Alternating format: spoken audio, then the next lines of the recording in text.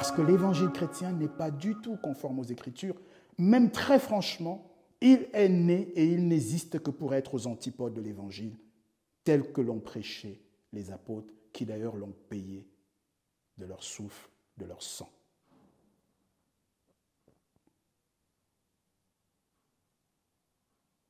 Connaissez-vous dans les Écritures un seul fils d'homme, un seul homme qui n'ait pas de père biologique terrestre? Pourquoi Dieu aurait fait une exception, une dérogation dans le cas du Messie, en violation de je dis bien de la totalité des prophéties messianiques? Trouvez une seule prophétie messianique qui n'annonce pas un Jésus-Christ né ordinairement, avec une humanité intégrale, effective, d'un père et d'une mère biologique terrestre. Cela n'existe pas dans la Bible. Ils l'ont inventé. Ils l'ont inventé pour trucider les âmes, pour bien les préparer, pour les soumettre à leur père, qui est le menteur et le meurtrier, pour les envoyer sans coup férir à la perdition par ce faux Christ qui s'est assis sur le trône de Dieu, sur le trône du véritable Christ, lequel a mérité son triomphe à Golgotha. Il s'est assis sur son trône et il se fait appeler le Maître, le Sauveur. Il peut sauver qui? Il a sauvé qui? Il ne peut sauver personne. Et nous allons encore le voir dans la suite. Si le véritable Christ avait été Dieu au premier jour de sa naissance à Bethléem sur cette terre, il aurait violé sa propre parole prononcée en Luc chapitre 24, verset 44, qui stipule que tout ce que la loi, tout ce que Moïse, tout ce que les psaumes et tout ce que les prophètes ont dit au sujet du Messie devait s'appliquer, devait s'accomplir à son sujet. Est-ce que ce que les psaumes, ce que Moïse, ce que les prophéties, les prophètes ont dit au sujet du Messie se sont accomplis dans le cadre du Jésus-Christ du christianisme?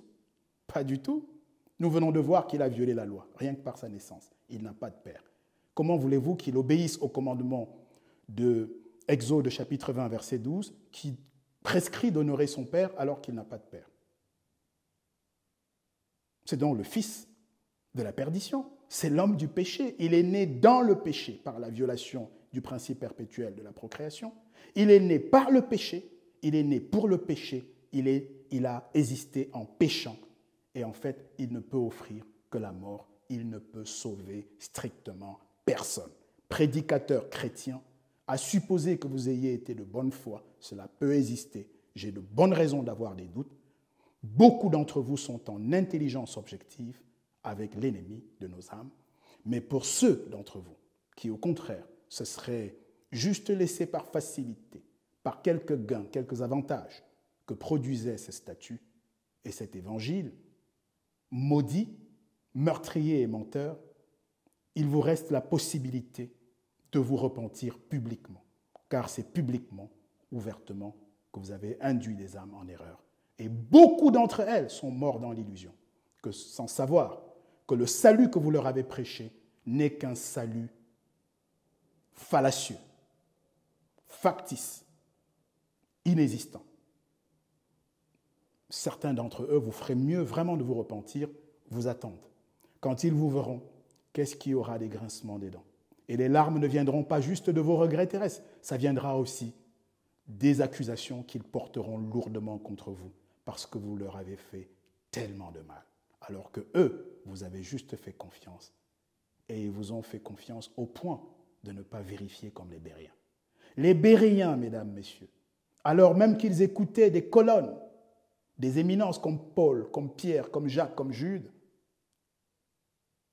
tous les jours examinaient la conformité aux Écritures de ce qu'ils avaient entendu, de ce qu'ils avaient entendu et de ce qu'ils avaient lu. Combien de prédicateurs chrétiens avez-vous entendu instaurer cet examen de conformité dans leurs églises, dans leurs ministères? Combien? Combien supportent-ils qu'on leur dise qu'ils se sont trompés? Moi, je vous dis, vous ne vous êtes pas seulement trompés, vous vous êtes totalement trompés. Vous devez vous repentir, vous allez vous repentir. Maintenant, on sait que votre histoire d'adoption n'existe nulle part dans les Écritures et on sait que votre Jésus-Christ est un faux parce qu'il n'est pas né dans la maison de David, parce qu'il n'a pas de père biologique terrestre parmi les fils de David, alors même que David en a eu tellement lorsqu'il a eu des jours lors de son existence terrestre. Le Jésus-Christ du christianisme n'est pas membre de la tribu royale. C'est une imposture que de l'avoir intronisé comme lion de la tribu de Juda. Apocalypse chapitre 5, verset 5, révèle que le lion de la tribu de Juda est la postérité de David. Apocalypse 5, 5, et ce témoignage est crédible. C'est de la part de vieillards qui ont vu et qui témoignent.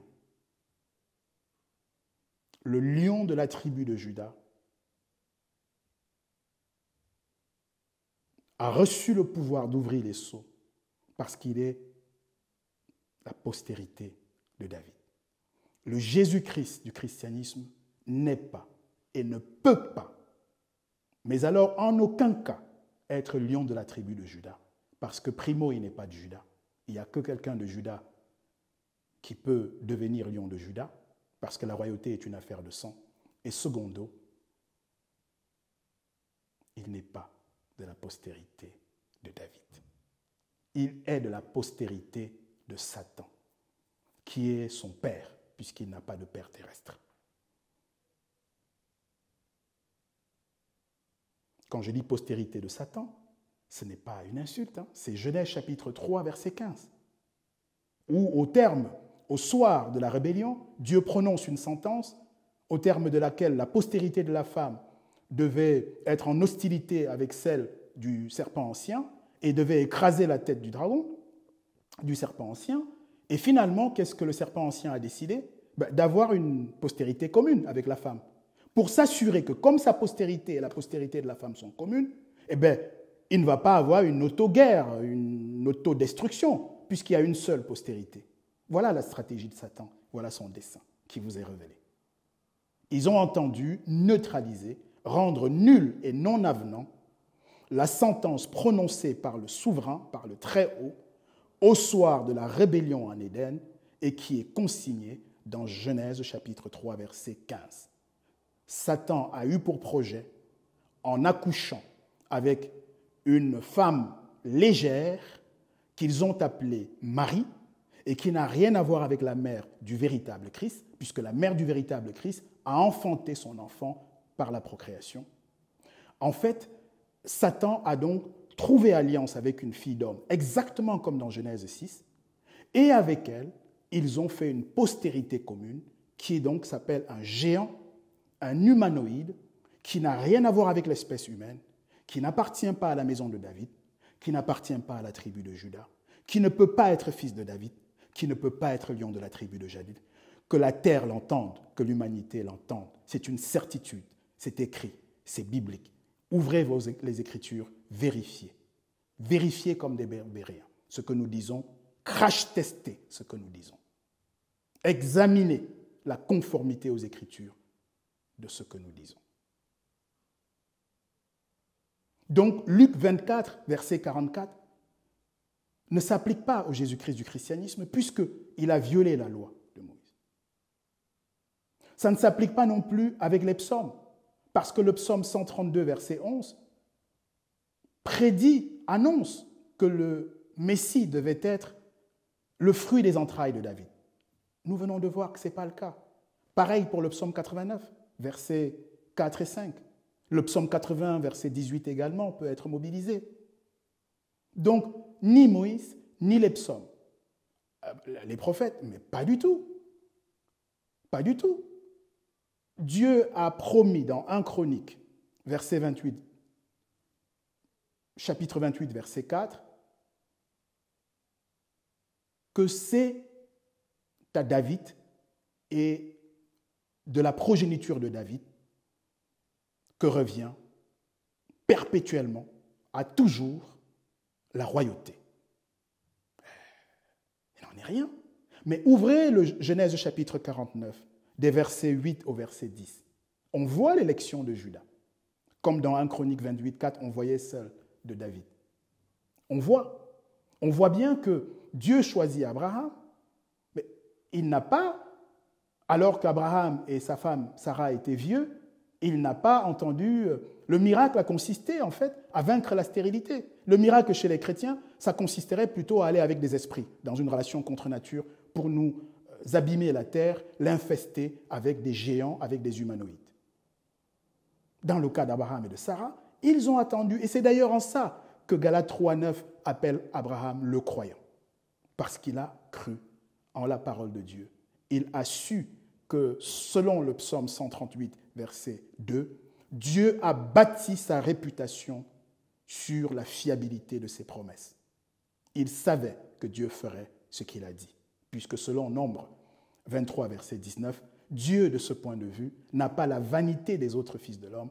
Le Fils de l'homme, qui est notre Sauveur, a la crédibilité, la réputation d'être fiable. Ce qu'il dit, il l'accomplit conformément d'ailleurs aussi à Ésaïe chapitre 55, verset 11, qui dit, je cite en substance, que la parole qui sort de la bouche de Dieu ne retourne guère sans avoir accompli la volonté de Dieu, sans avoir exécuté ses desseins. Matthieu 24, verset 35, de la bouche du véritable Christ lui-même. Il va au point de préciser que quand bien même la terre et les cieux vont passer, la parole va subsister. Sa parole va subsister. Et pour cause. Le véritable Christ est la parole de Dieu. Apocalypse 19, verset 13. C'est pour cela qu'elle ne peut pas passer. Chacun comprend donc bien pourquoi Abraham, à travers Isaac, c'était réellement cela, le miracle. Le miracle respecte la parole de Dieu. Le miracle est un adjuvant.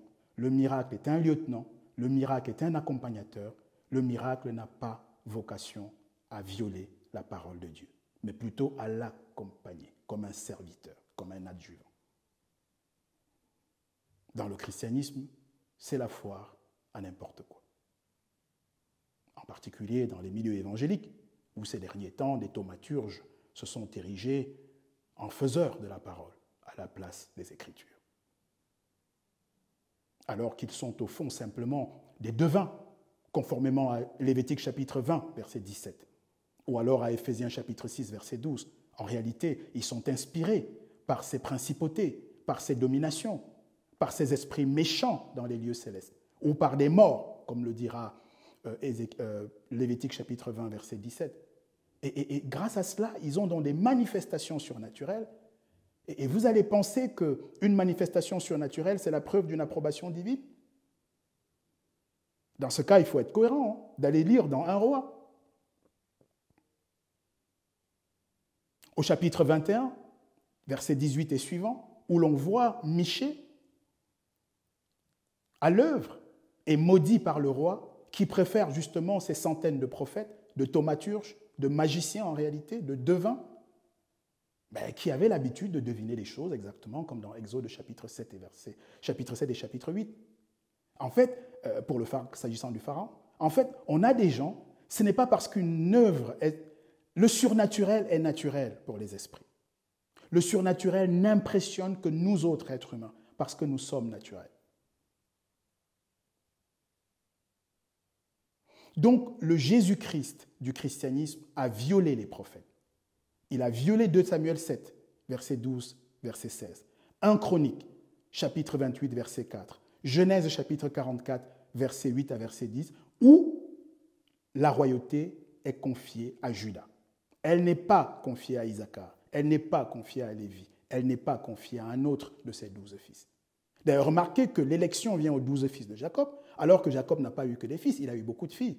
C'est donc déjà une élection. Comme il y a eu une première avec Abraham, il y en a eu avec Isaac, en comparaison d'Ismaël, il y en a eu avec Jacob, conformément à Romains chapitre 9, versets 11 et suivants, entre Jacob et Ésaü, que Dieu a préféré Jacob le cadet, le puîné. Il y en a également donc eu en Jacob, auquel Dieu a donné le nom d'Israël, qui n'a rien à voir avec l'État d'Israël. C'est les 12 fils de Jacob ont été choisis parmi les enfants de Jacob. Et au sein des 12 fils de Jacob, Jacob lui-même, au moment où il va quitter cette terre, dans Genèse 49, tient à confier le sceptre de la royauté à perpétuité, verset 10 de Genèse 49, à Juda. En disant, au verset 8 de ce Genèse 49, Juda, tu recevras les hommages de tes frères, ta main sera sur la nuque de tes ennemis. Les fils de ton père viendront se prosterner devant toi. Juda est un jeune lion. Il se pose après le carnage, verset 9. Qui le bougera? Et au verset 10 donc, le sceptre de la royauté demeurera à perpétuité à Juda jusqu'à ce que les peuples obéissent. Alors, nous voyons que le Jésus-Christ du christianisme ne coche aucune case. De Luc 24, 44, qui dit que ce que Moïse a dit, ce que les psaumes ont dit, ce que les prophètes ont dit doivent s'accomplir. On voit qu'il a violé les droits. Le véritable Christ, quant à lui, a respecté Moïse, a respecté les psaumes, a respecté les dispositions des prophéties des prophètes. Il coche donc la totalité des cases. Si le véritable Christ avait été fils de Dieu dès sa conception, par sa conception et dès sa naissance, au premier jour de son arrivée sur cette terre, il aurait transgressé. Jacques chapitre 1, verset 13, qui dispose que Dieu ne peut pas être tenté. Si Dieu ne peut pas être tenté, comment, prédicateurs chrétiens, justifiez-vous ce qui est écrit dans Hébreux chapitre 4, verset 15, qui stipule qu'il a été tenté en toutes choses comme nous, mais n'a pas succombé. Si votre Jésus-Christ chrétien est né, est arrivé sur la terre comme un Dieu, comme un fils de Dieu, Dieu avec Tidé, pardon, alors c'est un tricheur de la base, c'est comme un athlète dopé. Il n'a pas pu être tenté comme un être humain, puisqu'il n'était pas un être humain. Dès lors, conformément à 2 Timothée 2, 5, un athlète, dit ce texte, ne peut être couronné s'il n'a pas combattu en respectant les règles. Votre Jésus-Christ, prédicateur chrétien, votre Jésus-Christ, cher pasteur, cher prêtre, cher apôtre, cher prophète chrétien, votre Jésus-Christ ne peut simplement pas être le Messie, il ne peut pas être le Sauveur.